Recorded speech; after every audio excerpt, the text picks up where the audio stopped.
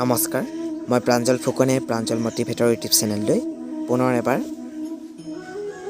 সকলোকে স্বাগতম জনাইছোঁ।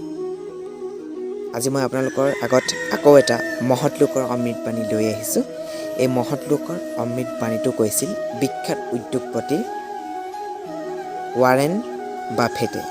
তেওঁ কৈছিল যে বহুদূৰ পথ অতিক্ৰম কৰি ভাগৰত ক্লান্ত হৈ যেতিয়া আমি এজোপা গছৰ তলত থিয় দিওঁ তেতিয়া আমি কৃতজ্ঞতাৰে মনত পেলোৱা উচিত যে কোনোবা এজনে বহুদিনৰ আগেয়ে সেইজোপা গছ ৰুই থৈছিল বাবেহে আমি সেই শীতল ছাঁ লাভ কৰিবলৈ সক্ষম হৈছোঁ।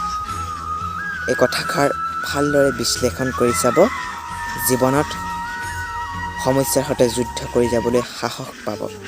আৰু মই বিদায় লৈছোঁ প্ৰাঞ্জল ফুকনে প্ৰাঞ্জল মটিভেটৰ ইউটিউব চেনেলৰ পৰা।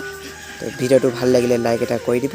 আকৌ এবাৰ কৈ দিছোঁ মই মহৎ লোকৰ অমৃতবাণীষাৰ মোৰ বহুত প্ৰিয় হয়। এই অমৃতবাণীষাৰ বহুদূৰ পথ অতিক্ৰম কৰি ভাগৰত ক্লান্ত হৈ যেতিয়া আমি এজোপা গছৰ তলত থিয় দিওঁ তেতিয়া আমি কৃতজ্ঞতাৰে মনত পেলোৱা উচিত যে কোনোবা এজনে বহুদিনৰ আগেয়ে সেইজোপা গছ ৰুই থৈছিল বাবেহে আমি সেই শীতল ছাঁ লাভ কৰিবলৈ সক্ষম হৈছোঁ।